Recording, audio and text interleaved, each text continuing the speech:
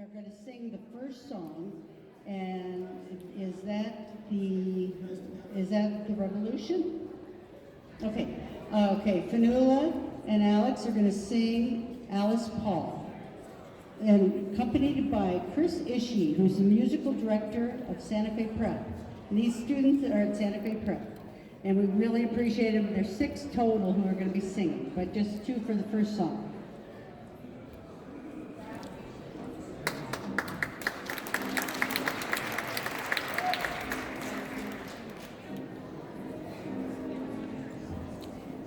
It'll be a parade with tons of women, every shade, while right before Mr. President. Woodrow Wilson will know we're not hesitant. You have $10 and not another penny. Don't expect our help. You won't get any. Don't feel pressured. You're still so small and inexperienced, dear Alice Paul. I know you don't like or respect me, and I don't care, I'm not sensitive, but the suffrage is where I'm meant to be. This cause will just be penciled in. I'll dedicate my life. I don't need you. Make me need to. This is the only chance I've got to prove that I'm more than they thought.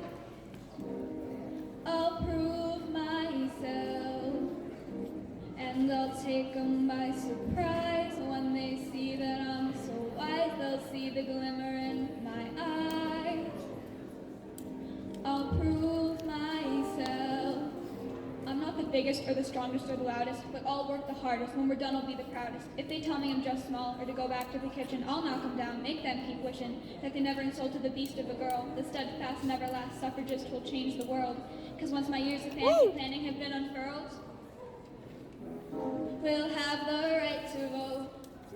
This is the chance I've got to prove that I'm more than they thought. I'll prove myself, and I'll take them by surprise. When they see that I'm so wise, they'll see the glimmer in my eyes. I'll prove myself. You go, girl! It's dangerous, stupid, and hard. There are saloons, angry men, and bars. It's a crazy idea to attempt to march. Look at you, so young, logic still sparse. Excuse me for asking, but what do you know? I came here for assistance, not for nervous resistance. If the answer is no, say it now and I'll go. Fine, you'll have police attention against all my better judgment and initial intentions. I don't need your belief, I just need the police. I'm glad we keep this brief, else have a follow-up in 1 week. Ignore Sherlock Holmes, focus on your goals. There'll be time for reading, time for playing, time for being a young lady. Our revolution. They won't know what's in them. They won't know. Before becoming New Mexico's governor just a year ago, already starting the revolution, she represented the Congressional District 1 in Congress from 2011 to 2018. And as a member of Congress, she worked aggressively for equal pay for women, for public schools, for public lands, for health care. She advocated for clean jobs, clean environment. As chair of the Congressional Hispanic Caucus, she was a vocal national leader in the battle against anti-immigrant policies and stood up to President Trump about the border wall.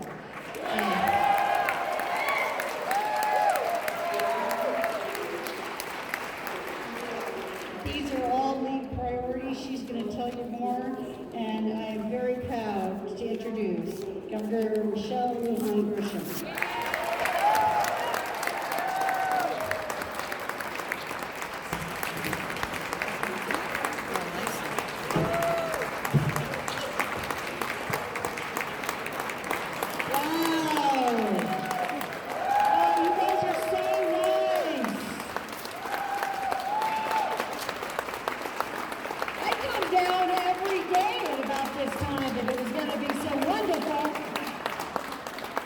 Maybe we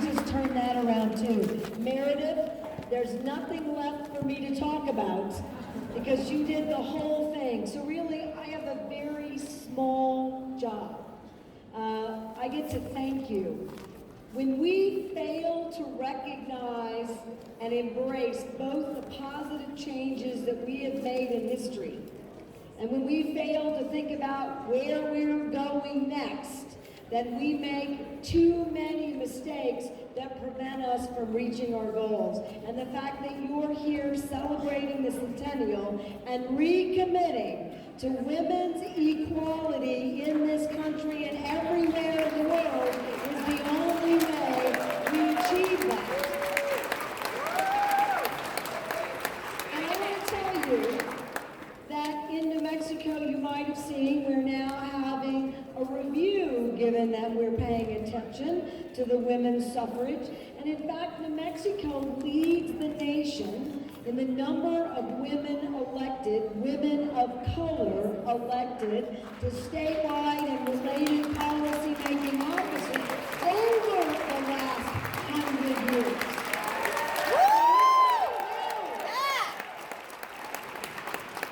We are trailblazing in so many ways, and I get to be governor of the best state in the nation because, in fact, all of the evidence doesn't suggest, it very firmly proves that equality means economies are better, stronger, fairer, that women in leadership positions mean that we do more family and social justice issues. But what else does it mean? It means actually your economies grow faster. There are now 9 women governors in the country, and that's incredible, but that is about 50, not enough, right?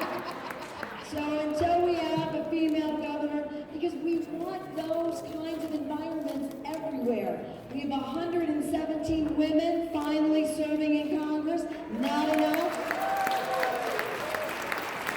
2 of our delegation women, one of the first Native American women ever elected to Congress, history of the United States. So my job is really to congratulate you, to tell you that we are all recommitted to the issues that we hold dear. We have been going uphill for a long time, and I'd love to suggest in this moment, given all of our efforts and successes, that we don't have another hill to climb. But that, in fact, is not the case. And until we have an equal rights amendment, and until we have more women elected, and until there is gender equality and justice, until we won't stop fighting, not in this state, not anywhere.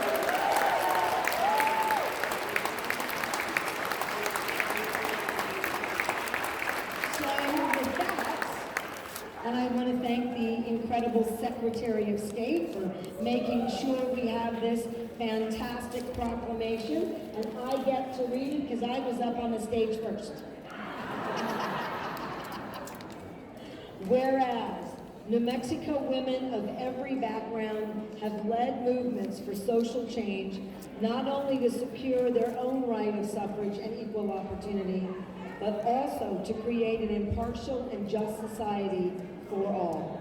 And whereas countless New Mexico women work for suffrage through participation in state and local chapters of the General Federation of Women's Clubs, the Women Christian Temperance Union, the National American Women's Suffrage Association, the Congressional Union, later the National Women's Party, as well as in churches, school halls, and across backyard fences.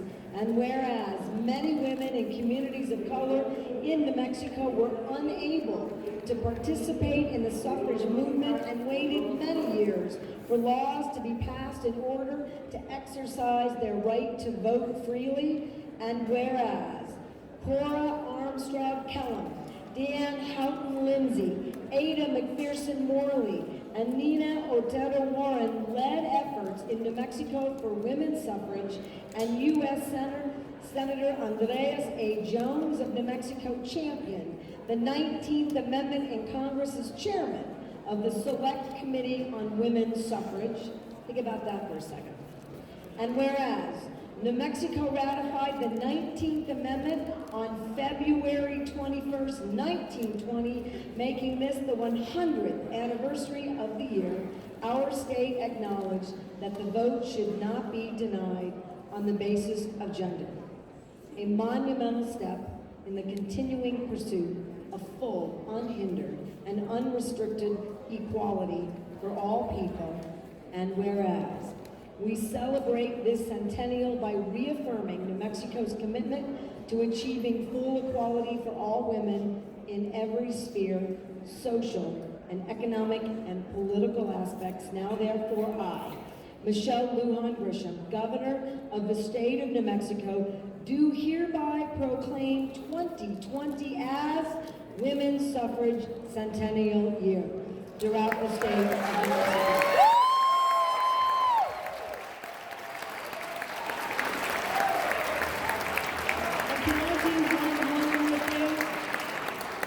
Were those young people incredible? Be sure and thank them all. We have young men and women here every single day. Your participation day will, I assure you, make a difference in their lives and in their adult journeys. Thank you all so very much for having me today.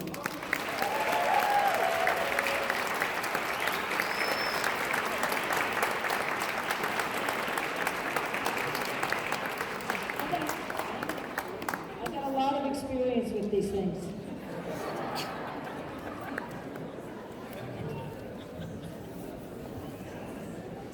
Thank you, thank you. See what I mean about a revolution? New Mexico, we all know, is the best state. And we really appreciate it. Thank you very, very much. There is also a proclamation for the League of Women Voters' 100th birthday, but I'm not sure who has it right now. We'll hear that at the end of the program if it shows up. We all have to play it by ear, don't we? Next we have Virginia Case, I don't know if she's off the Senate floor yet. So I'm gonna introduce Maggie Toulouse Oliver, the New Mexico Secretary of State. And a lot of people don't know that the Secretary of State is the third in command in the state of New Mexico. We work very, very closely with the Secretary of State's office in putting out voter guides. And the League has been working on elections. That is the name of our game. And we're going to be working on launching a new program called Vote 411 for this next election, working with the Secretary of State's office. They are fabulous, and we are so proud to have you. Thank you.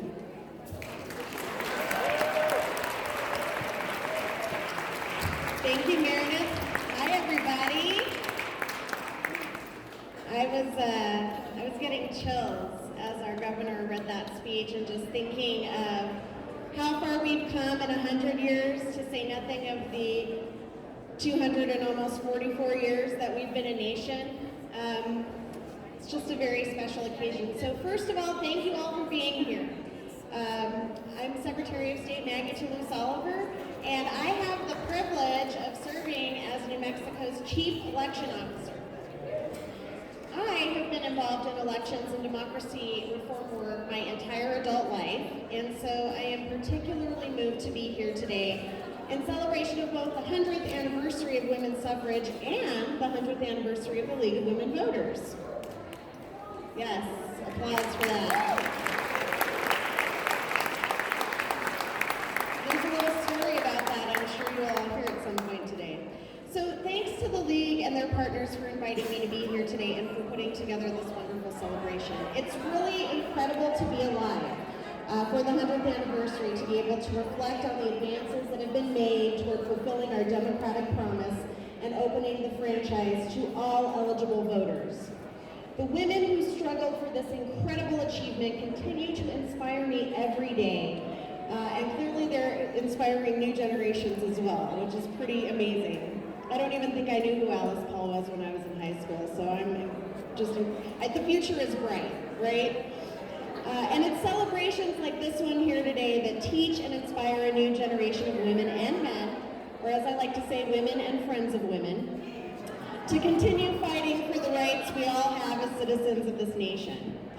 Our system here in New Mexico is something we should all be particularly proud of, and I'm looking at my county clerks over here. Because as advocates, legislators, and election officials, we have all worked together over the years to make our state's voting and elections some of the best in the nation. Pretty great. Shout out to you, Senator Ivy Soto. You've been part of that, a huge part. And as much as I'd like to take all the credit for that, the fact is that I am proudly part of a long line of women in New Mexico, and it has been almost exclusively women who have held the Secretary of State's office and who have each in their own ways worked to expand voting rights and securing our elections, for the most part. Here in New Mexico, we have a number of policies and procedures in place that are meant to expand access to the ballot and make it as easy as possible for eligible voters to participate in our democracy. Things like online and same-day voter registration, no-fault absentee voting, and many others. We have amazing policies here, right? These policies are essential for the always ongoing work of expanding voting access and finding new ways to engage new parts of the electorate. Because at the end of the day, our government should look as much like us, should be as much like us to be able to represent us, right? We need everybody to come out to the ballot box. That's what the suffragettes understood, and that's what we understand now.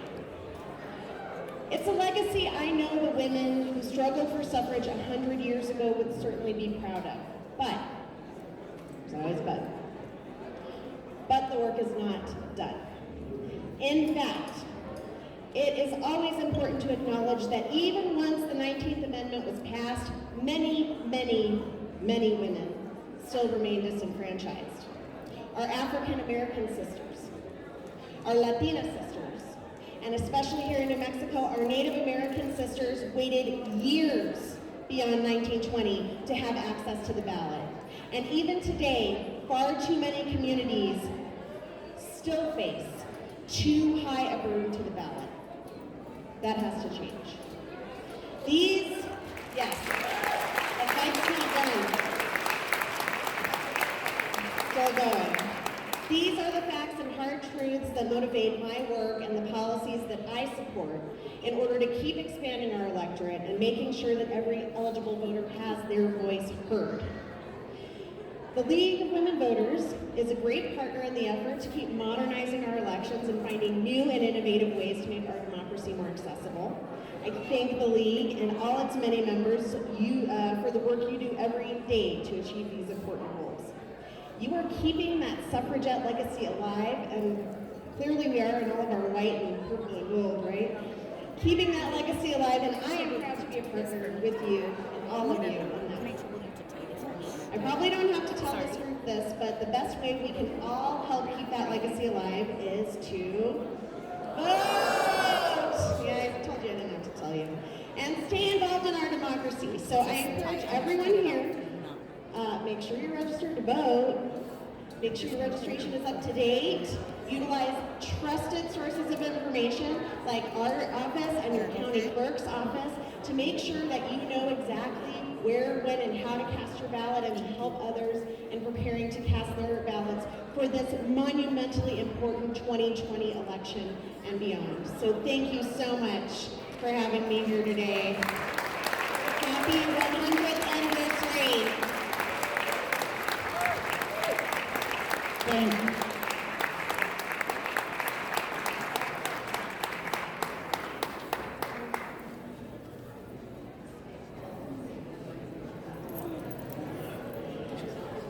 So I want to thank the Secretary of State, and then I'm going to introduce Senator Daniel Ivy Soto.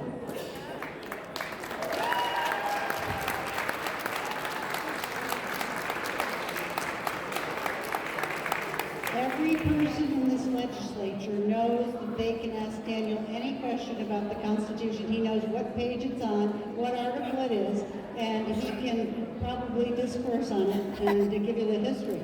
So anyway, we are very honored that Senator Ivy Soto is a league member, and he will tell you more about how he sued the state of New Mexico on behalf of the League of Women Voters, and he works every day to make sure that everyone can vote.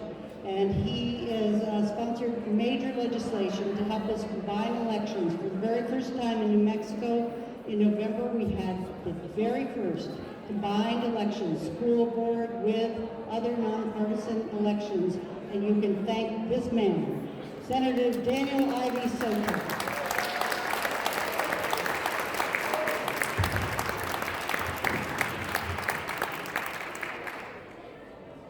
Olivia Soto is my daughter. She was born into a very different world than territorial New Mexico. There should be no remnants of the restrictions and barriers that pervaded our state a century ago. And I'm committed to ensuring that my daughter's life is what she wants it to be, without any restrictions and barriers. Yeah. Without any fanfare to its historical significance, in 2015, we saw the majority of our state Supreme Court be people who at the time of statehood could not have cast a vote for justice, much less serve on the bench. And really, that lack of fanfare is perhaps how it should be. The people have spoken at the ballot box that offensive language and leftover barriers in our Constitution need to change. As a people, we expect more of ourselves, and we want our foundational sovereign document to reflect those expanded values. Those were the words that I said to the state Supreme Court in 2016 when I was representing the League of Women Voters.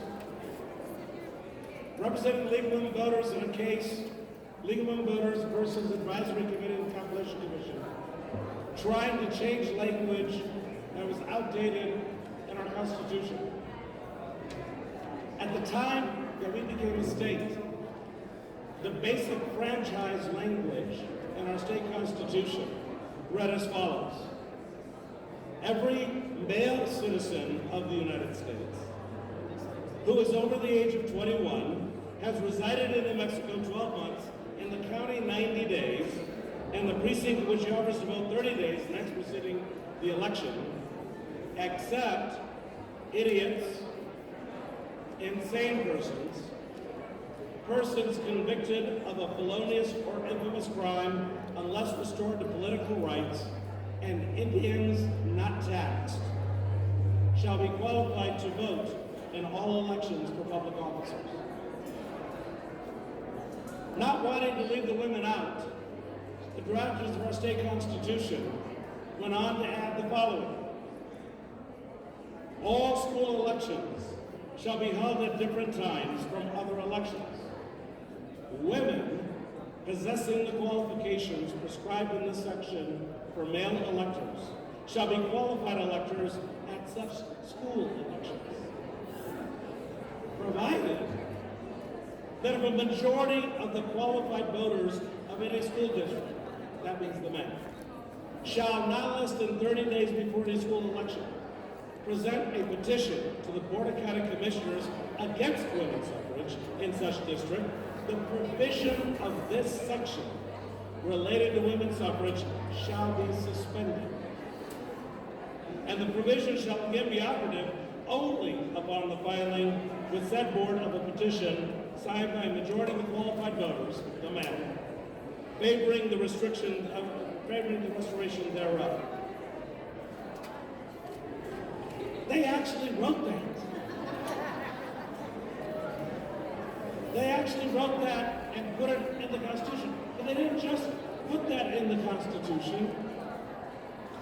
They put that in one of the 4 sections of the Constitution that can only be changed by 75% of the vote remember statehood, of the male voters, and 2/3 in every county.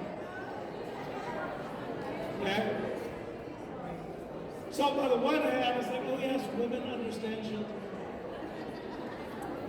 Unless the men don't think they should. And that could not be changed. So why did we have to go to the Supreme Court in the League of Women Voters versus the Advisory Committee and Compilation Commission? Well, most of that latter section was removed in 1967. It stayed in our Constitution till 1967. But we retained the language that all school elections shall be held at different times from other elections. So we took out altogether, but that qualification for school elections, based on misogyny, remained operative in our state constitution. Before I got elected to the state senate, while I was still serving as state election director, I asked an ally, Senator Michael Sanchez, to carry a constitutional amendment to modify it. And we got 74.48% of the vote. And it did not get compiled into law. And so we went to the Supreme Court. Dr. Machen was the state president of the League of Voters at the time. We went to the state Supreme Court on the proposition that the people by a majority vote should always be able to expand rights. That the supermajority only should exist as a protection against restrictions on the rights. And the state Supreme, yes.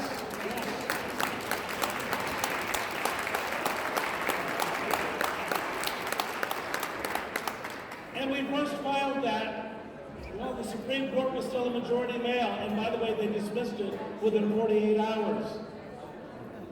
We filed for reconsideration, a rehearing as a whole Supreme Court, and it sat pending for 17 months. But while it sat pending, the composition of the Supreme Court changed. And all of a sudden one day I get a letter in the mail. Your motion for rehearing is granted. Please appear for oral arguments, which we did. And the Supreme Court said, you're right. By a majority, we should always expand rights. Always. And we should never allow a minority to stop what the majority wants to expand rights on who can participate in our democracy.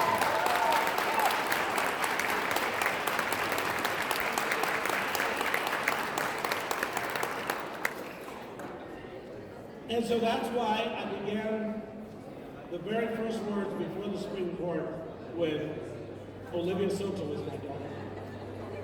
She is 6 years old right now. And as she grows up, I want her to know I was thinking of her as we made these changes in this state. Thank you very much. Yeah!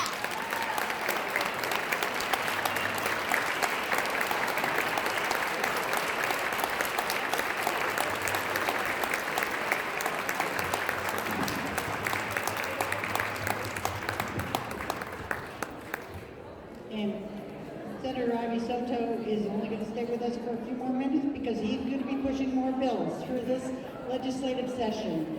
And one day, I hope that we'll have mail-in ballots and drop boxes, just like Colorado does. And, we're going to keep on going so that we have access in rural communities, Native communities, and so on. Right now, I'm going to turn you over to Hannah Burley, who is the state president of the League of Women Voters, and as you know, it's our 100th birthday, and she will take it from here.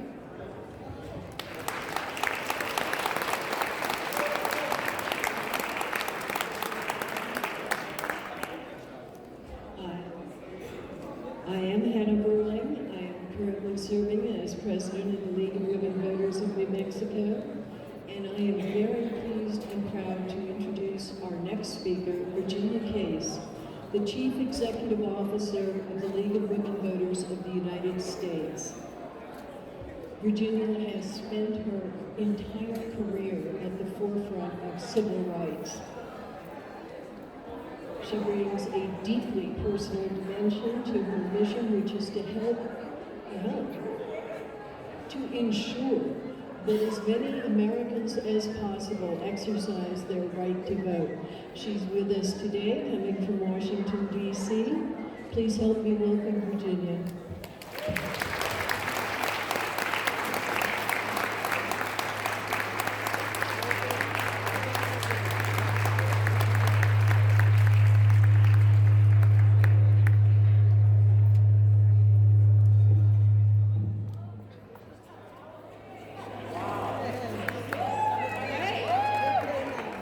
Well, good afternoon, everyone. Thank you all for having me. I especially want to thank the League of Women Voters of New Mexico for inviting me. Somebody said to me, you came all the way from D.C. I said, because they asked. So it was really nice to be able to get the invitation. The New Mexico State Legislature, our Secretary of State, and all of the esteemed guests and partners here. I want to start off just by saying that oftentimes we think about the suffragists as these, invisible people who as people who just somehow existed in stories or in our history books. But they were very much like us, ordinary women who came together to do something extraordinary. And think about it, 72 years. It took them 72 years to win the right to vote. And you think about the wherewithal and the endurance that it takes to keep a movement going over that amount of time. And it's really extraordinary to think about that. And I laugh when people say women were granted the right to vote, because my response is, to hell they were. It was a fight, it was a battle that was won over years. And I might add that it was one that required the support of many men. And so for those men who continue to fight to support women today in our struggle, I say I thank you as well.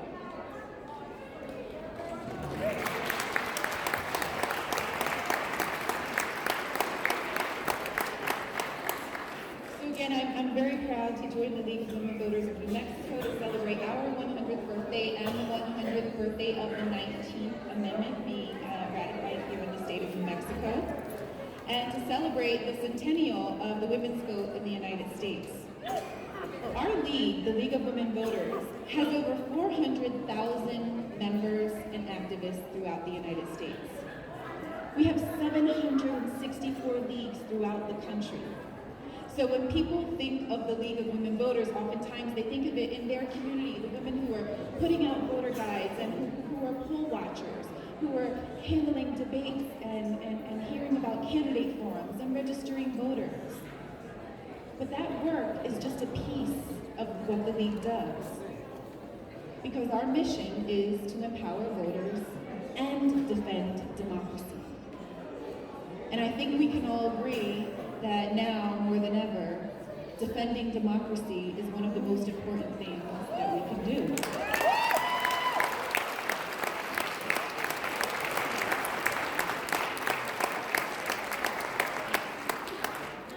And 100 years ago, we were founded with a mission to help 20 million, that's how many women were able to be enfranchised at the time, 20 million newly enfranchised women carry out their new responsibilities as eligible voters.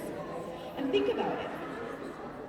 100 years ago, many women weren't even given the opportunity to go to school beyond a certain age, if they were able to go to school at all. And the requirements placed on women, even to be able to cast a ballot. So I think about the women who fought for the right and who helped women as they were able to gain that right. And I think about what if they knew what they had started. And so over the past 100 years, the League has empowered voters and defended democracy in the voting booth, in courts, through litigation, in the streets, and in our government. We have more women in Congress today who started as members of the League of Women Voters than any other time before in history.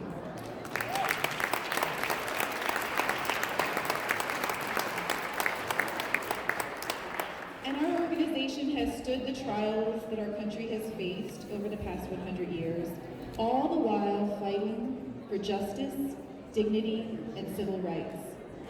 And let us not forget that voting is a civil right. And we've done it with the vision of a future where every person is empowered to play a critical role in our democracy. And I say every person, not every voter, because as we know, everybody in this country has not been fully granted the right to vote.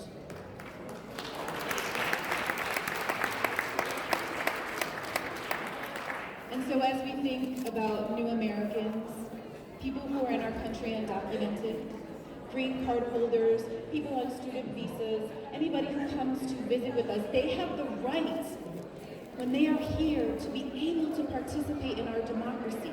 And that is something that we, at our core, believe as an organization. That your rights don't only come as a voter. And we saw that recently in Florida just last year, when people who were disenfranchised and were fighting to be able to have their rights to vote restored because they had been incarcerated. But they worked and they worked and they worked hard to make that happen. And so when we say every person should have the opportunity to participate in our democracy, we know that is because everybody doesn't have those same opportunity to vote just yet. But we'll get there.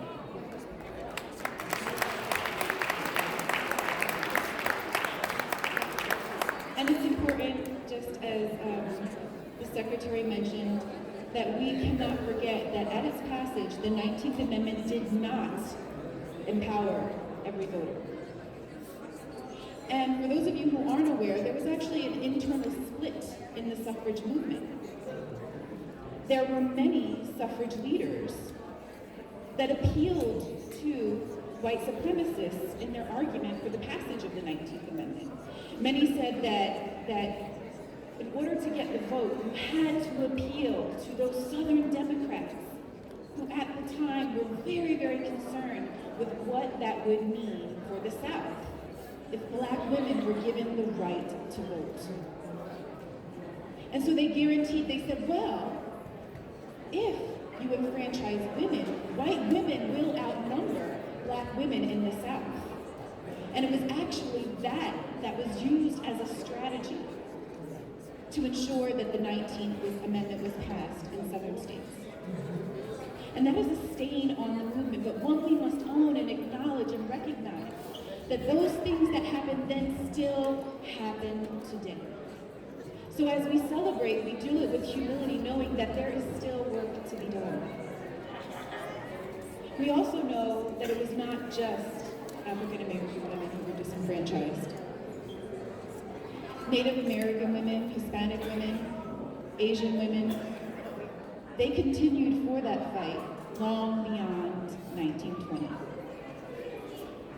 And women of color did not have full voting rights, even though in the Constitution it said they did. It's always easy to find workarounds to make sure that people can't really exercise their rights.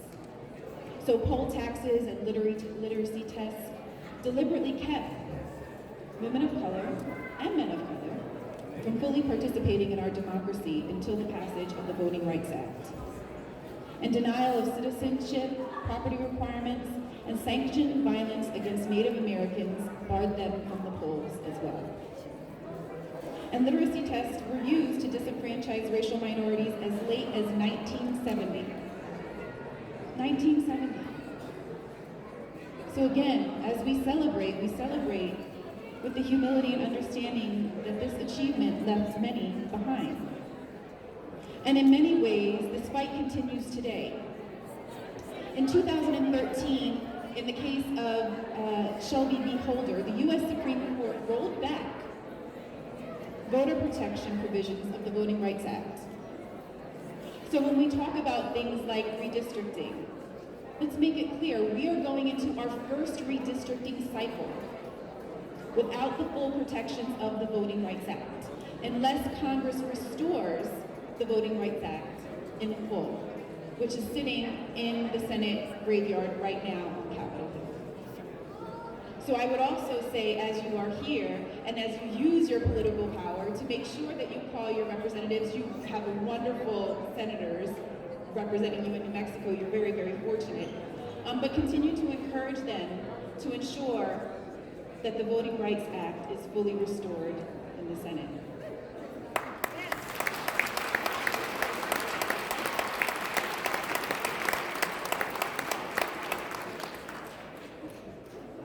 And since 1920 until today, and since 2013, most recently when we saw the Voting Rights Act gutted, we've seen countless attacks on the right to vote, too often in communities of color. We've seen rollbacks to early voting, unjust purges of qualified voters on voter rolls. One I might add, and this is something that it blew my mind. Our Ohio State Executive Director was actually on the purge list in the state of Ohio. The Executive Director of the League of Women Voters in Ohio was on the purge list. So nobody is immune from these strategies and tactics and techniques that those who oppose voting, or don't oppose it as long as it's the people that they want voting for them, will take. We've seen stricter voter ID laws that make it harder for young women, people of color, low-income earners to register and exercise their right to vote. And this is why we fight. This is why fighting every single day is so very important, because it's not just about other people. It is about us. It's about our families. It's about our neighbors, and it is about having the opportunity to use your vote, that weapon, that powerful, powerful weapon, to be the future of our country, to be the kind of country that we want to be. And so as we celebrate today, we do it with the knowledge that we still have much to fight for. But I feel comfortable knowing that good always wins. That good always wins. And we have good people in this fight. We have good people in the League of Women Voters, and we have good citizens across this country who will continue to carry the torch.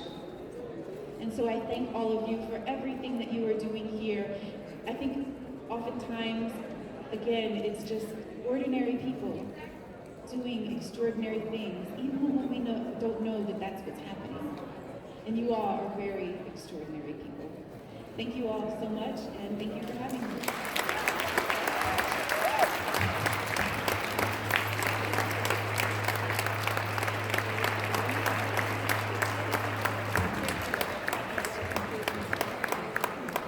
Thank you, Virginia.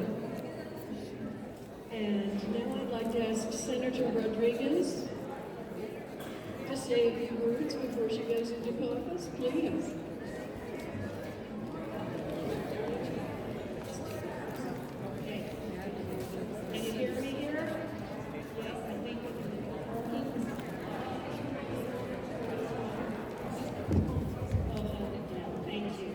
Thank you very much to everyone here today. Let's say happy birthday to the League of Women Voters today.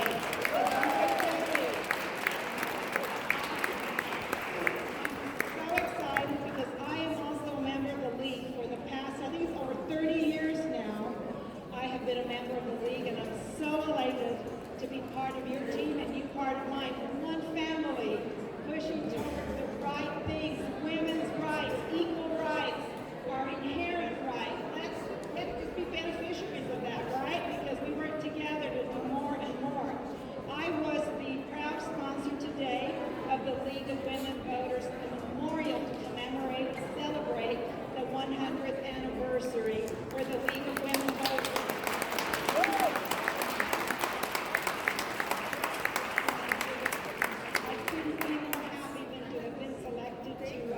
To do that memorial, because we did a twofold thing in the state senate today. We did a memorial celebrating the birthday of the League of Women Voters, and we also did through Senator Stefanik. She introduced the memorial to celebrate for the women's suffrage. Oops, I hear this, I have to pick it up here. Thank you. And the women's suffrage memorial also, so we're busy out there, and I worked closely with our nice, wonderful lady here, our hall volunteer, Meredith Machin, and we arranged for the room, tables, and so on to come here today and make sure that we get the best possible place for us to celebrate and give more momentum to our efforts here. We can't truly let our guards down for a moment. Let's keep working it together.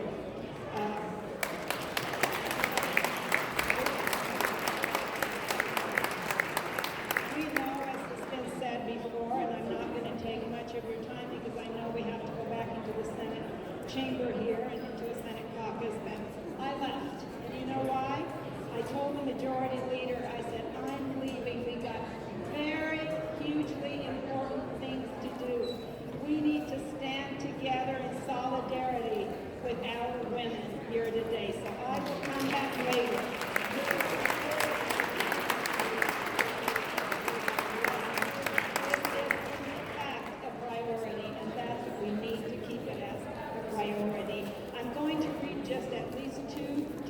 Short phrases in the memorial, and that is, it says it's recognizing the 100th anniversary of the League of Women Voters, proclaiming February 6th as League of Women Voters Day in the State Senate. And so the League of Women Voters was founded, I'm sure it's been said already, but I'm going to repeat it because I'm so happy to have done this, February 14th, 1920. 6 months, I'm picturing this, I don't know about you, but I visualize things. One of those visual people who has to picture everything. And I can see that 6 months before the 19th Amendment to the United States Constitution was ratified. And I picture the League of Women Voters coming together at that time. And my goodness, has it grown? You know, I look down on the memorial and I see that it was the original purpose of the League of Women Voters was to educate, hear me, here it goes, the 27 million newly enfranchised women about their civic responsibilities as voters and to promote their understanding of government. We have grown and continue to grow. And you know what? We're a very tough group to contend with. We are together, we are strong in numbers, and we are strong in faith, and you know what? In our incessant work, let's stay together, let's never stop, let's keep going forward, not give up any of our rights, but continue to get more.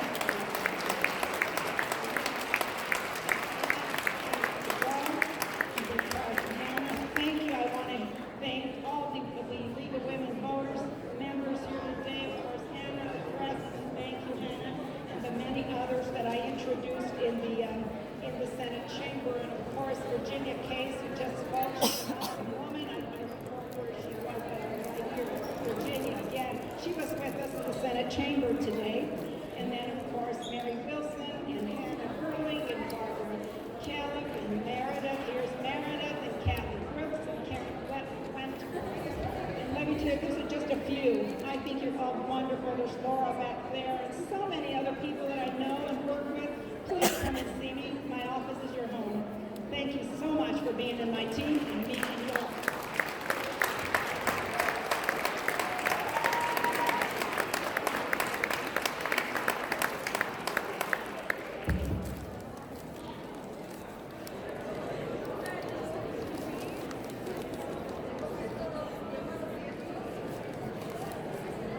And our next speaker will be Renee Vidal. Buenas tardes a todos. My name is Renee Villarreal. I'm a city councilwoman here for the great city of Santa Fe. And I know we have a lot of other speakers, so I will keep it brief. And thankfully, my colleagues spoke on some of the topics that I thought were important, especially the sobering aspect of the 19th Amendment, which technically provided us with the right to vote in 1920. However, as Virginia had mentioned, all of the enduring inequality, sexism and racism within the ranks of the women's suffrage movement was real. And so we do need to acknowledge that about our history, because it's really important to learn from those historic moments of what we achieved and what we didn't achieve during that time when there were people of color, women of color that were not being recognized and validated for their right to vote. So I guess what I wanted to take, the moral of the story of that, that Virginia alluded to and our Secretary of State alluded to, the moral of the story is that when we see movements happening around us that tout equality for all, especially from a gendered lens, we must always remember that equality doesn't equal equity. And I say that because we all participate in movements, all of you are very active, but when we participate in movements, we have an ability, and when we have an ability to influence policy, we must be mindful of and ask ourselves, who is benefiting, who is not? Who is being left behind and not represented in this movement? From a New Mexican point of view, growing up here in Santa Fe, I never really learned about the suffrage movement. In fact, the fact that we had our own suffragist and activist, Nina Otero, right here from this area, I never learned that. How many of you have learned about Nina Otero in the audience? So there's a few of you. So, in fact, I was thinking about my New Mexico history experience. It offered very little insight into the women of color who shaped New Mexico history, what I like to call her story, which was a big loss for me and a lot of the young girls of color that I grew up with. The only reason why I knew about Nina Otero Warren is because this elementary school was named after her here in Santa Fe. Her full name was Adelina Isabel Amelia Luna Otero, known as Nina Otero, and she was born in 1881 in La Constancia, New Mexico, near Los Lunas. Her family moved to Santa Fe when she was 16. Her family history and her connections, she was very politically connected, her family.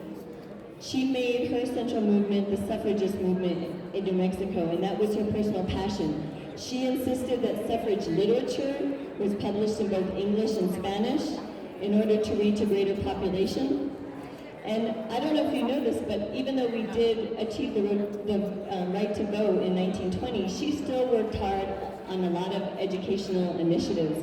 And another notable point of her life was that she ran a historic campaign to be the nominee of the U.S. House of Representatives, winning that nomination and only losing the race for the seat by less than 9%. That's amazing during that time period. And I could go on and on about all her achievements. I think what was important and what I took away from that is she was very much wanting to preserve culture and heritage in very different ways. She also wanted to make sure that schools allowed both Spanish and English. There were a lot of movement building that she was part of. I also found out today that there was another woman named Aurora Lucero, who was also one of the suffragist movement initiators, and other women that we never hear about.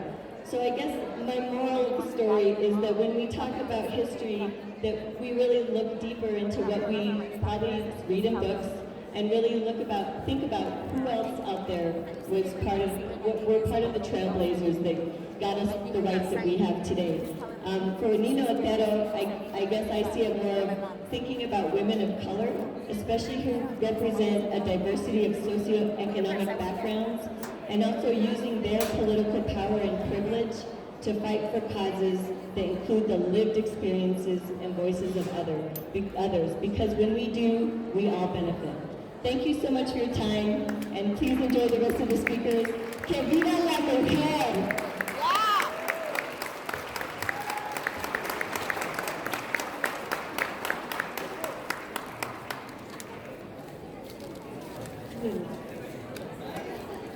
Amber Korea, the Native American voting rights.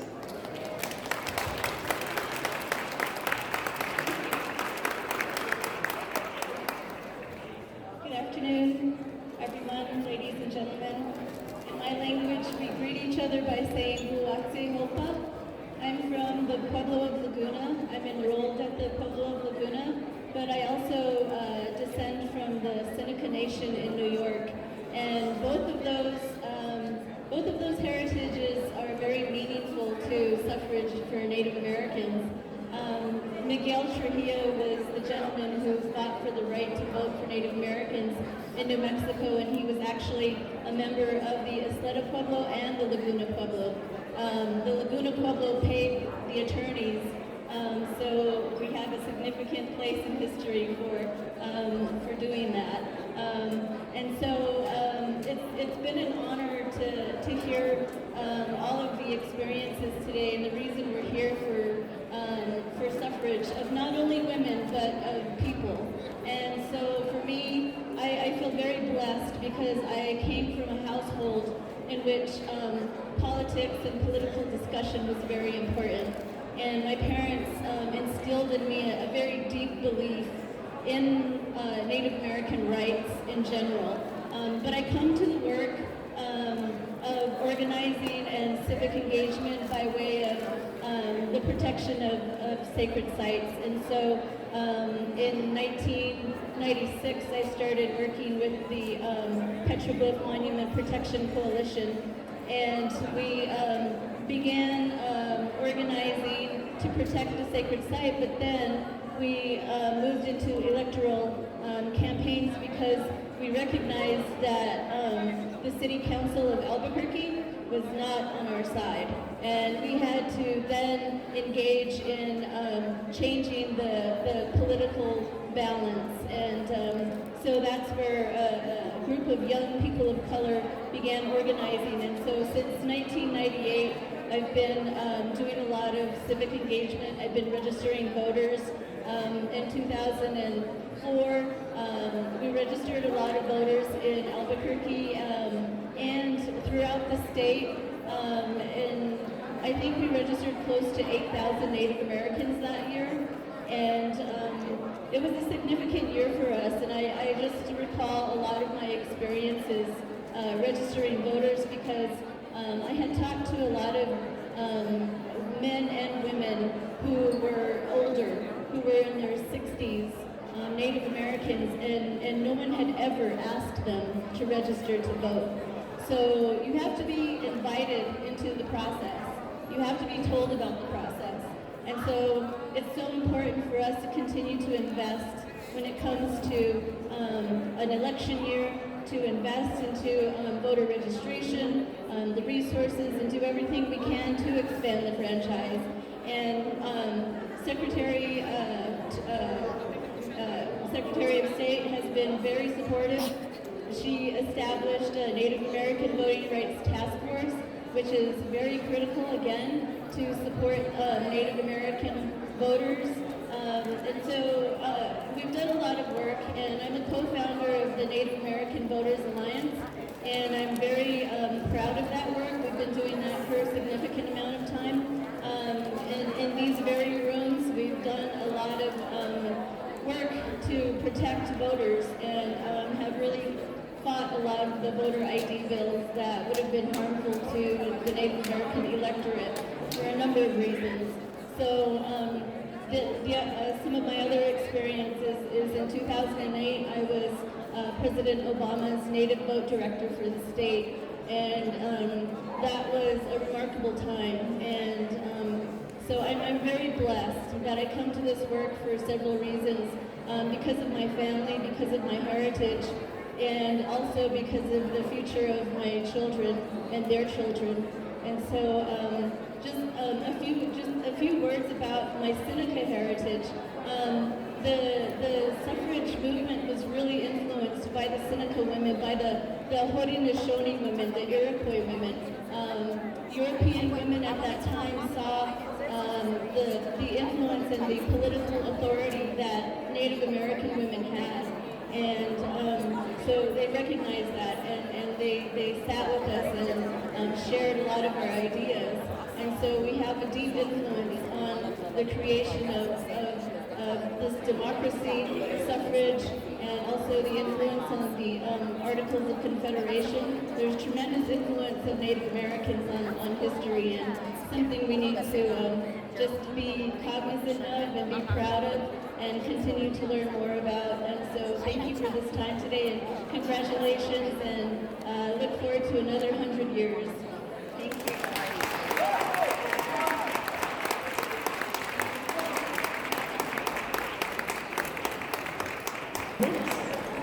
From the AAUW New Mexico.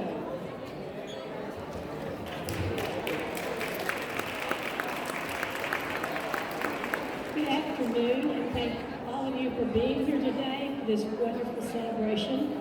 My name is Sonia Berg, and I am one of several AAUW New Mexico members here today to celebrate this monumental historical event and the persistence of the activists who made it possible. And you've been hearing about many of them today, and I hope you've been learning a lot about the suffragist movement in New Mexico. AAUW was founded in 1881. However, the road to women's suffrage was not an easily traveled one for AAUW. It wasn't until 1914 that the Association of Collegiate Alumni, that was our original name, began to discuss the issue. Their fear was that they would become spread too thin and wouldn't be able to accomplish their original mission.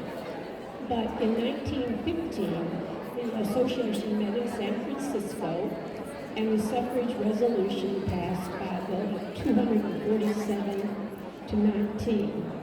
It read as follows: recognizing that under our government, education in both its academic and social aspects is controlled by the electors, be it resolved that we, as a body of college women, dedicated to the promotion of education and desirous of furthering our ability for usefulness, favor suffrage for women. Until recent times, each state organization was called a division, and the New Mexico division was not organized until 1933.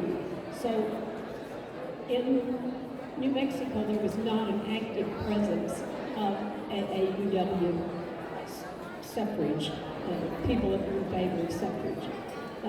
There were branches at that time already in Las Cruces, Carlsbad, Roswell, Santa Fe, and Albuquerque.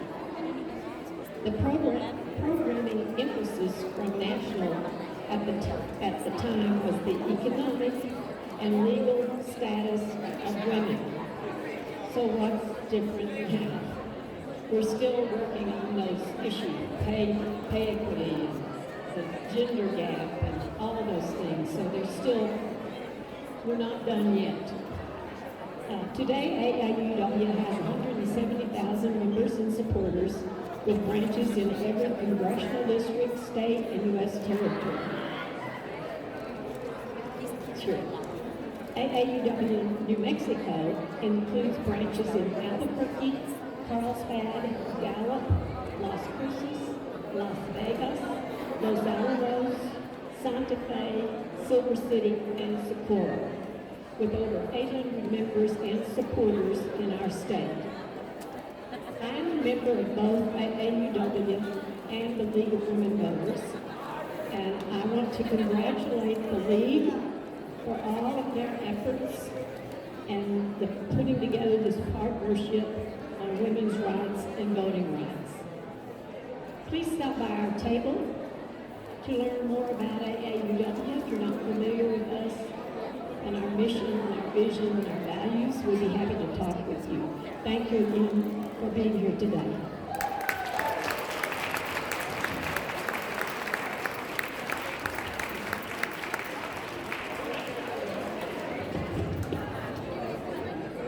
And now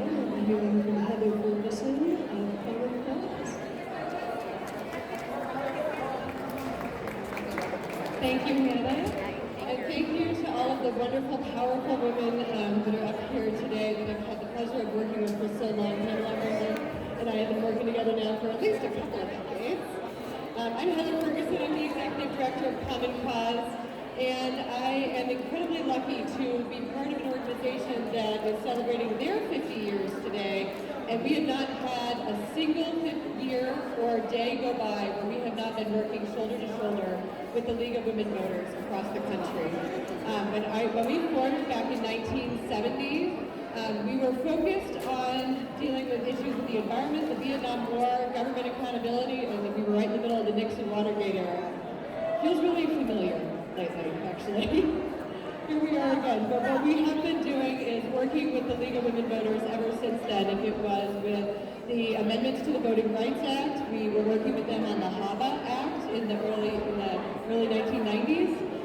And we've been working with them shoulder to shoulder right here in the state of New Mexico, expanding our voting laws, as Senator Ivy Soto mentioned earlier, joining them in lawsuits so that we can try to ensure protections for our democracy. And we couldn't have asked for a better partner than the League of Women Voters. They have been a tremendous ally for us and working up here at the state capitol.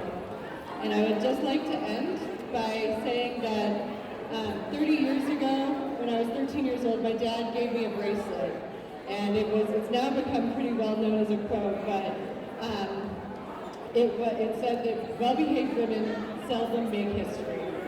And I am very proud and very honored to be in such a group of such not well-behaved women out here, so that we can continue to make history. I haven't taken that bracelet off in a single day in the last 30 years. And I was very lucky to be raised with the family that I did to encourage me that I could go after and do anything that I put my mind to, because that's the freedom that we have, and that's the freedom that I can't wait for my daughter to continue to enjoy. Thank you. Thanks to the League of Women Voters. Congratulations.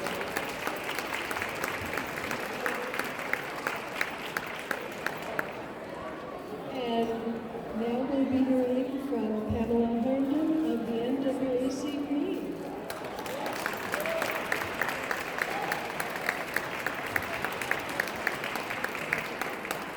In 1970, Gil Scott Heron wrote a song that said, "The revolution will not be televised." But I'm here to tell you today that the revolution will be televised. We want to see you on August 26th on Civic Plaza when the NAACP, along with a number of other organizations, will have the largest voter registration drive in the history of this state, where we are going to empower and register every single woman who is eligible to vote.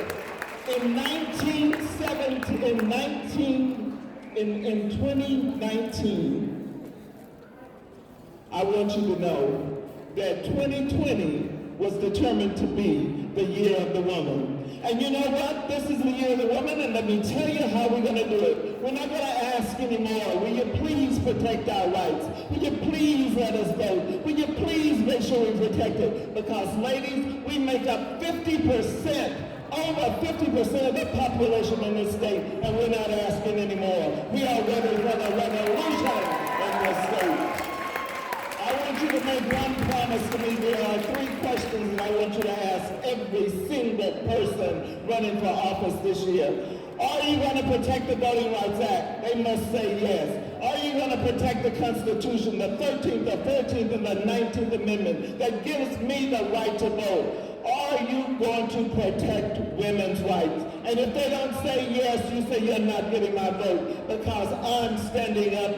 We're going to rise up, stand up, because women, the revolution shall be televised this year, and you will be there. I'm Pamela Herndon, the first vice president of the NAACP, and I want to see you on August 26th.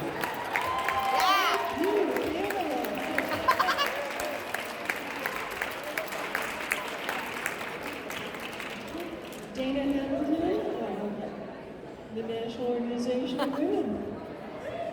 Hi, it's the National Organization for Women, not also, but that's okay. I'm Davy Middleton. It's wonderful to be here, and we are so honored to be asked to be a part of this today. I mean, to be honored with, along with the League of Women Voters and AAW, I love it. We all are honored. Thank you. I can't tell you how proud I am to be here with all of you celebrating the 100th year anniversary of women who really they didn't say, oh please, they wanted to get the vote, so they did. And I feel really strongly about this because so many of our ancestors, our grandmothers, our great-grandmothers, I mean, to think of those women in your past, of your families, and how they fought for us to do this. This is an honor that we have to do. Very recently, I was voted co-president of the New Mexico Now chapter, along with wonderful Geraldine Salazar. Please come up.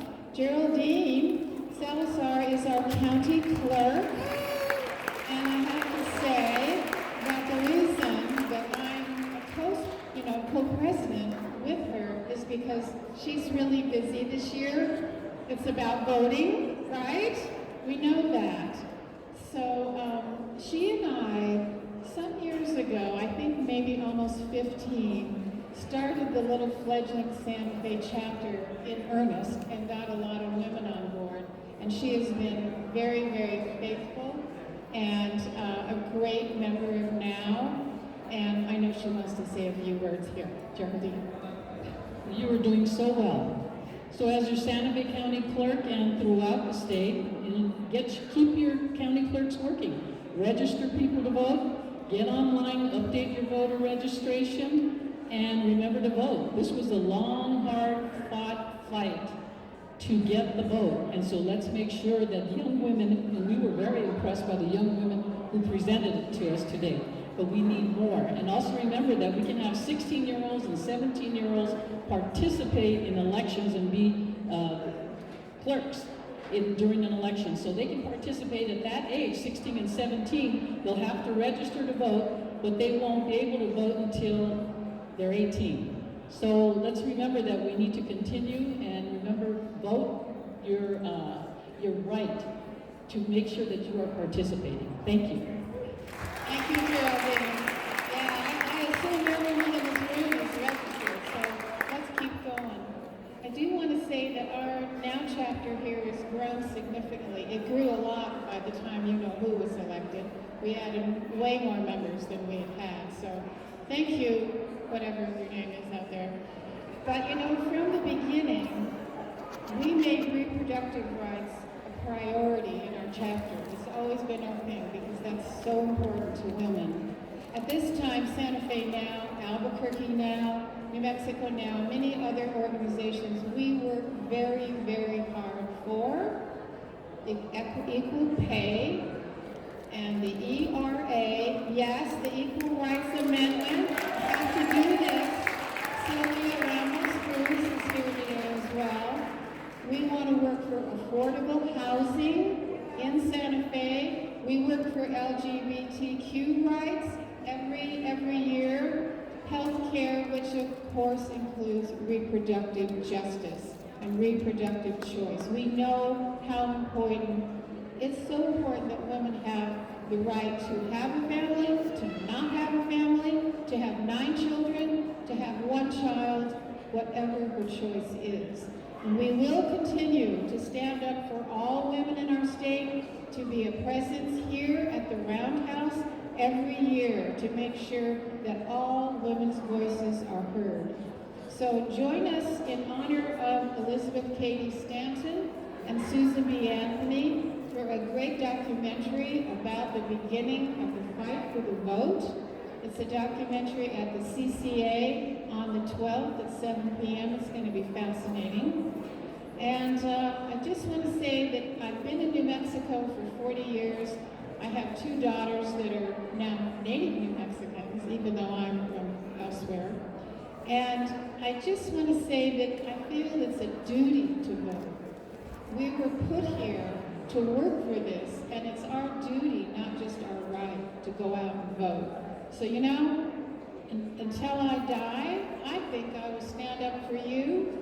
This is your home, this is your house, You can come into this legislative session any day, any committee, on the floor, in the House, in the Senate. It's your house. Thank you so much. Thank you. We are lucky to have so many allies and partners. Do we have anyone else from our partner tables who wanted to make a few remarks? Yes. Well, I don't know if I'm supposed to go on a partner table or for the end. I'm not sure. We want to hear from you, Felicia. This is Felicia Lujan. She's the senior archivist with the New Mexico Records and Archives, and she is responsible for these. Thank you very much, Ms. Gurley. I'm not sure where Ms. Machen is, but Dr. Machen, but she invited me to come today and read this poem, so I'm very thankful for her. I hope you can hear me okay. I'm thankful for her invitation. This is a poem that I wrote, and it actually ties into Renee Diallo's presentation of the city councilor here today. She talked a little bit about Nina Otero Warren. One of the reasons why I found her to be such an intriguing woman is because she was said to have been able to do a lot of things. She prided herself on being a very diverse woman, knowing how to do many things. And so that's really one of the reasons that I chose her in addition to being a suffrage hero here in New Mexico. So this is a poem that I wrote, and it's about Nina Otero Warren, and afterwards I'll share with you a little information about the poem. Nina's home. La Constancia. It was the place where my body touched the land. Home is here, inside these walls, where spirits live, captured by the hand.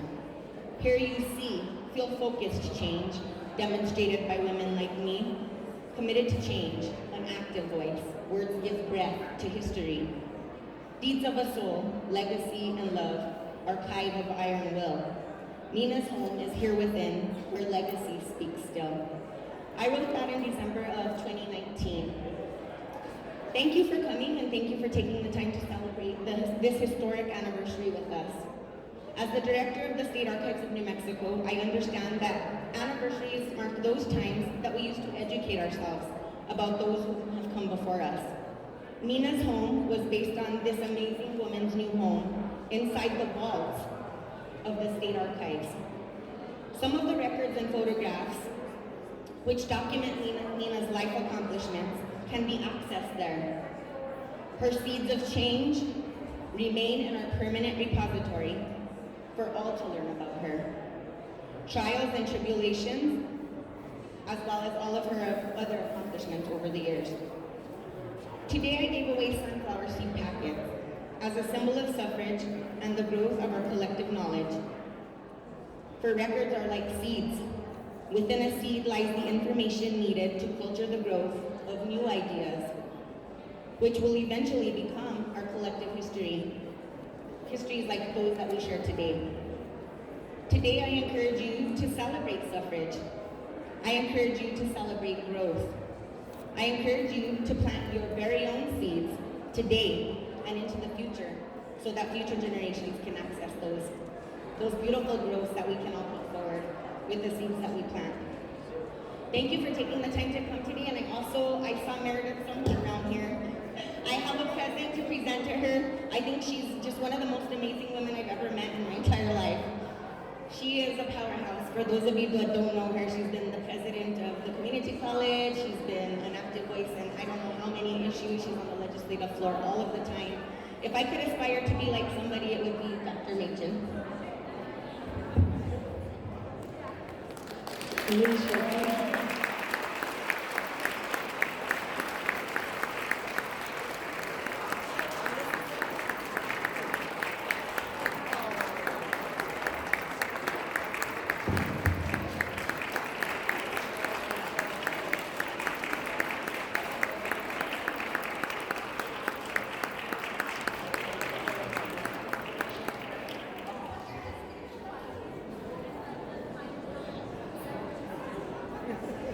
Felicia, thank you so much.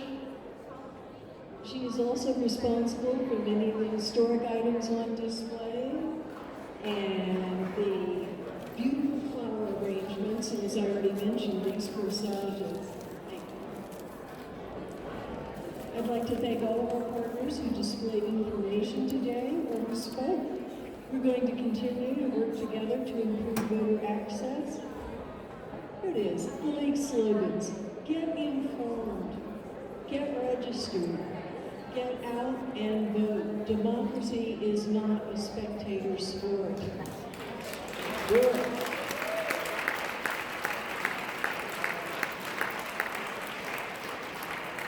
Thank you everyone for joining us today.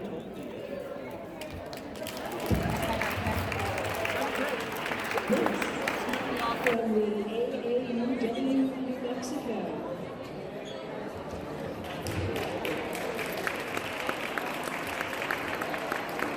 Good afternoon, and thank all of you for being here today for this wonderful celebration. My name is Sonia Berg, and I am one of several AAUW New Mexico members here today to celebrate this monumental historical event and the persistence of the activists who made it possible. And you've been hearing about many of them today, and I hope you've been learning a lot about the suffragist movement in New Mexico. AAUW was founded in 1881. However, the road to women's suffrage was not an easily traveled one for AAUW. It wasn't until 1914 that the Association of Collegiate Alumni, that was our original name, began to discuss the issue. Their fear was that they would become spread too thin and wouldn't be able to accomplish their original mission. But in 1915, the association met in San Francisco, and the suffrage resolution passed by a vote of 247 to 19. It read as follows: recognizing that under our government, education in both its academic and social aspects is controlled by the electors, be it resolved that we, as a body of college women, dedicated to the promotion of education and desirous of furthering our ability for usefulness, favor suffrage for women. Until recent times, each state organization was called a division, and the New Mexico division was not organized until 1933. So in New Mexico, there was not an active presence of AAUW suffrage, people that were in favor of suffrage. There were branches at that time already in Las Cruces, Carlsbad, Roswell, Santa Fe, and Albuquerque. The programming emphasis from national at the time was the economic and legal status of women. So what's different now? We're still working on those issues, pay equity, the gender gap, and all of those things. So we're not done yet. Today, AAUW has 170,000 members and supporters with branches in every congressional district, state, and U.S. territory. Sure. AAUW New Mexico includes branches in Albuquerque, Carlsbad, Gallup, Las Cruces, Las Vegas, Los Alamos, Santa Fe, Silver City, and Socorro, with over 800 members and supporters in our state. I'm a member of both AAUW and the League of Women Voters, and I want to congratulate the League for all of their efforts and the putting together this partnership on women's rights and voting rights. Please stop by our table to learn more about AAUW. If you're not familiar with us and our mission and our vision and our values, we'd be happy to talk with you. Thank you again for being here today.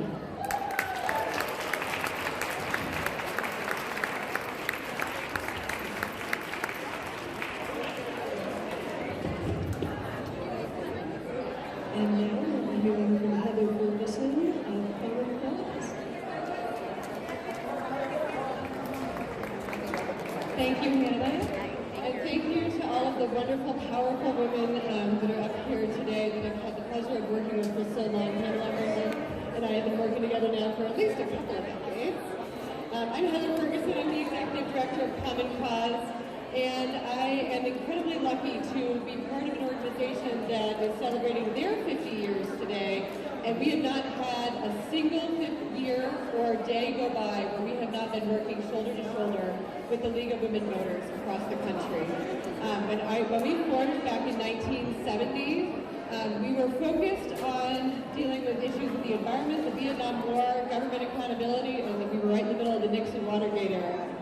Feels really familiar lately, actually. Here we are again. But what we have been doing is working with the League of Women Voters ever since then. If it was with the amendments to the Voting Rights Act, we were working with them on the HAVA Act in the early 1990s. And we've been working with them shoulder to shoulder right here in the state of New Mexico, expanding our voting laws, as Senator Ivy Soto mentioned earlier, joining them in lawsuits so that we can try to ensure protections for our democracy. And we couldn't have asked for a better partner than the League of Women Voters. They have been a tremendous ally for us and working up here in the state capitol. And I would just like to end by saying that 30 years ago, when I was 13 years old, my dad gave me a bracelet. And it's now become pretty well known as a quote, but it said that well-behaved women seldom make history. And I am very proud and very honored to be in such a group of such not well-behaved women out here, so that we can continue to make history. I haven't taken that bracelet off in a single day in the last 30 years. And I was very lucky to be raised with the family that I did, to encourage me that I could go after and do anything that I put my mind to, because that's the freedom that we have, and that's the freedom that I can't wait for my daughter to continue to enjoy. Thank you. Thanks to the League of Women Voters. Congratulations.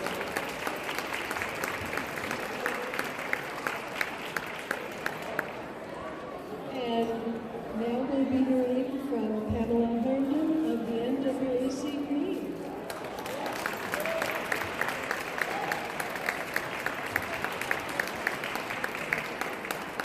In 1970, Gil Scott Heron wrote a song that said, "The revolution will not be televised."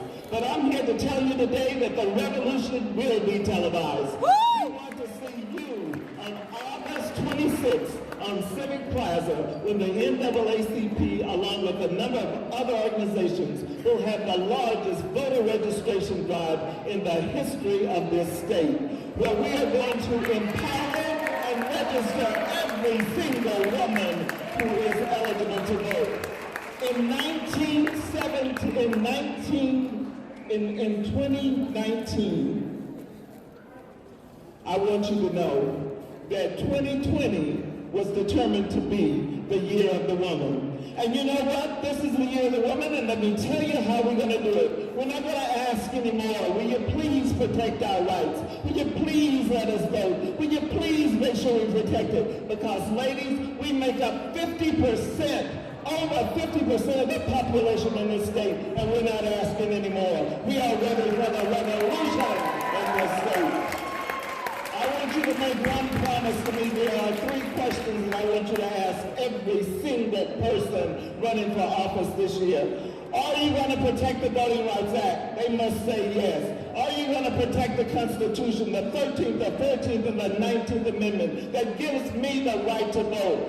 Are you going to protect women's rights? And if they don't say yes, you say you're not getting my vote because I'm standing up.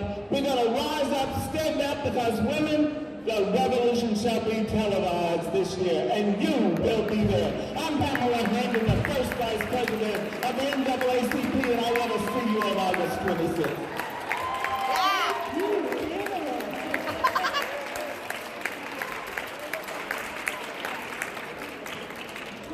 Dana Hamilton of the National Organization of Women. Hi, it's the National Organization for Women, not of also, but that's okay. I'm Dana Middleton. It's wonderful to be here, and we are so honored to be asked to be a part of this today. I mean, to be honored along with the League of Women Voters and AAUW, I love it. We all are honored. Thank you. I can't tell you how proud I am to be here with all of you celebrating the 100th year anniversary of women who really they didn't say, oh please, they wanted to get the vote, so they did. And I feel really strongly about this because so many of our ancestors, our grandmothers, our great-grandmothers, I mean, to think of those women in your past, of your families, and how they fought for us to do this. This is an honor that we have to do. Very recently, I was voted co-president of the New Mexico Now chapter, along with wonderful Geraldine Salazar. Please come up. Geraldine Salazar is our county clerk, and I have to say that the reason that I'm a co-president with her is because she's really busy this year. It's about voting, right? We know that. So she and I, some years ago, I think maybe almost 15, started the little fledgling Santa Fe chapter in earnest and got a lot of women on board. And she has been very, very faithful and a great member of NOW. And I know she wants to say a few words here. Geraldine. You are doing so well. So as your Santa Fe County Clerk and throughout the state, keep your county clerks working. Register people to vote, get online, update your voter registration, and remember to vote. This was a long, hard-fought fight to get the vote. And so let's make sure that young women, and we were very impressed by the young women who presented it to us today, but we need more. And also remember that we can have 16-year-olds and 17-year-olds participate in elections and be clerks during an election. So they can participate at that age, 16 and 17. They'll have to register to vote, but they won't be able to vote until they're 18. So let's remember that we need to continue, and remember, vote your right to make sure that you are participating. Thank you. Thank you, Geraldine. Yeah, I assume everyone in this room is registered, so let's keep going. I do want to say that our NOW chapter here has grown significantly. It grew a lot by the time you know who was elected. We added way more members than we had. So thank you, whatever your name is out there. But you know, from the beginning, we made reproductive rights a priority in our chapter. It's always been our thing because that's so important to women. At this time, Santa Fe Now, Albuquerque Now, New Mexico Now, many other organizations, we work very, very hard for equal pay and the ERA. Yes, the Equal Rights Amendment has to do this. Sylvia Ramos-Cruz is here today as well. We want to work for affordable housing in Santa Fe. We work for LGBTQ rights every year. Health care, which of course includes reproductive justice and reproductive choice. We know how important, it's so important that women have the right to have a family, to not have a family, to have 9 children, to have 1 child, whatever her choice is. And we will continue to stand up for all women in our state, to be a presence here at the Roundhouse every year to make sure that all women's voices are heard. So join us in honor of Elizabeth Cady Stanton and Susan B. Anthony for a great documentary about the beginning of the fight for the vote. It's a documentary at the CCA on the 12th at 7 p.m. It's going to be fascinating. And I just want to say that I've been in New Mexico for 40 years. I have 2 daughters that are now native New Mexicans, even though I'm from elsewhere. And I just want to say that I feel it's a duty to vote. We were put here to work for this, and it's our duty, not just our right, to go out and vote. So you know, until I die, I think I will stand up for you. This is your home, this is your house. You can come into this legislative session any day, any committee, on the floor, in the House, in the Senate. It's your house. Thank you so much. Thank you. We are lucky to have so many allies and partners. Do we have anyone else from our partner tables who wanted to make a few remarks? Yes. Well, I don't know if I'm supposed to go on a partner table or for the end. I'm not sure. We want to hear from you, Felicia. This is Felicia Lujan. She's the senior archivist with the New Mexico Records and Archives, and she is responsible for these. Thank you very much, Ms. Burley. I'm not sure where Ms. Machen is, but Dr. Machen, but she invited me to come today and read this poem, so I'm very thankful for her. I hope you can hear me okay. I'm thankful for her invitation. This is a poem that I wrote, and it actually ties into Renee Villarreal's presentation of the city councilor here today. She talked a little bit about Nina Otero Warren. One of the reasons why I found her to be such an intriguing woman is because she was said to have been able to do a lot of things. She prided herself on being a very diverse woman, knowing how to do many things.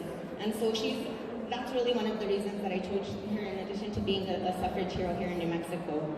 So this is a poem that I wrote, and it's about Nina Otero Warren, and afterwards I'll share with you a little information about the poem. Nina's home. La Constancia. It was the place where my body touched the land. Home is here, inside these walls, where spirits live, captured by the hand. Here you see, feel focused change, demonstrated by women like me, committed to change, an active voice, words give breath to history. Deeds of a soul, legacy and love, archive of iron will. Nina's home is here within, where legacy speaks still. I wrote that in December of 2019. Thank you for coming, and thank you for taking the time to celebrate this historic anniversary with us. As the director of the State Archives of New Mexico, I understand that anniversaries mark those times that we used to educate ourselves about those who have come before us. Nina's home was based on this amazing woman's new home inside the vaults of the State Archives. Some of the records and photographs which document Nina's life accomplishments can be accessed there. Her seeds of change remain in our permanent repository for all to learn about her. Trials and tribulations, as well as all of her other accomplishments over the years. Today I gave away sunflower seed packets as a symbol of suffrage and the growth of our collective knowledge. For records are like seeds. Within a seed lies the information needed to filter the growth of new ideas, which will eventually become our collective history. Histories like those that we share today. Today I encourage you to celebrate suffrage. I encourage you to celebrate growth. I encourage you to plant your very own seeds today and into the future so that future generations can access those beautiful growths that we can all put forward with the seeds that we plant. Thank you for taking the time to come today, and I saw Meredith somewhere around here. I have a present to present to her. I think she's just one of the most amazing women I've ever met in my entire life. She is a powerhouse. For those of you that don't know her, she's been the president of the community college. She's been an active voice in I don't know how many issues. She's on the legislative floor all of the time. If I could aspire to be like somebody, it would be Dr. Machen.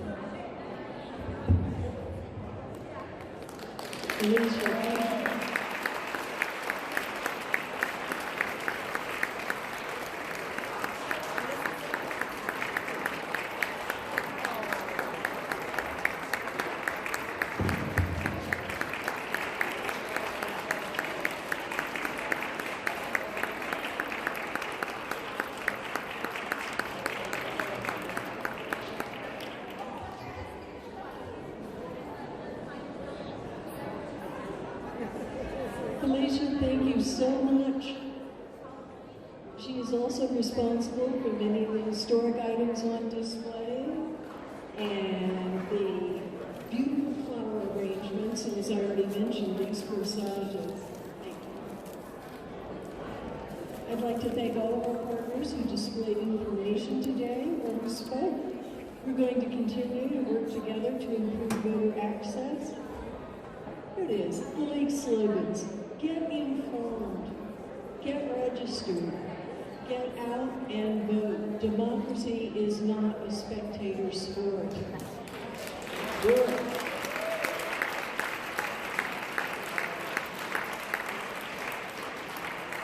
Thank you everyone for joining us today.